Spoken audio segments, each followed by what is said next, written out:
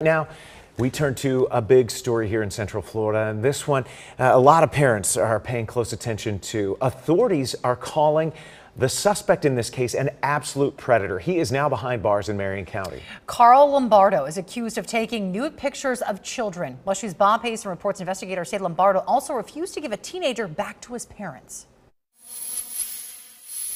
At one point, they say he offered to buy children from their mom, and deputies picked him up this week on his back porch. Am I under arrest? Yes. Okay. I'm under arrest. That's body camera video of deputies arresting Carl Lombardo. The Marion County Sheriff's Office says Lombardo worked as a volunteer basketball coach. They were first called about him because he refused to return a 15-year-old to his parents, even after he allegedly sent the boy's siblings back home. During their investigation, they say they learned that Lombardo would have the kids over at his house for sleepovers and touched some of them inappropriately, took nude pictures of them and exposed himself to them. Neighbors told us they thought it was strange seeing kids over at his house, and the sheriff's office worries he targeted other kids too.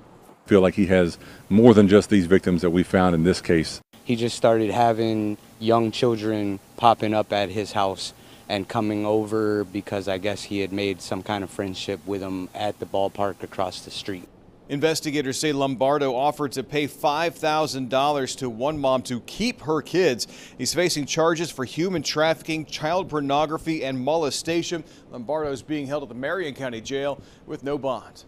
Bob Hazen, WESH 2 News. And this news is so concerning to parents. They're wondering how something like this might happen to their kids. So we spoke to an expert about the signs that parents need to watch out for, especially when it comes to people trying to gain your child's trust. Licensed mental health counselor Renee Cherwood says that parents need to be even more vigilant of allowing children to attend sleepovers, even if it's with someone that they trust. Another red flag they need to look for is secrecy. Gifts, isolation, and threats are some of the tactics deputies say Lombardo used to coerce his victims. They say that he had a pattern of keeping the children at his home for multiple day stays and doing inappropriate things. Now, the counselor also went on to say that the best way to keep your kids safe is to have an open and honest conversation about sex. It's okay to talk about sex, and that's not a taboo subject. And when we talk about these things, it's not a big deal. So in the perpetrator victim scenario is going to be very secretive. And so if you have an open line of communication with your parents and your family, then you would be saying things to them and they would see the red flags.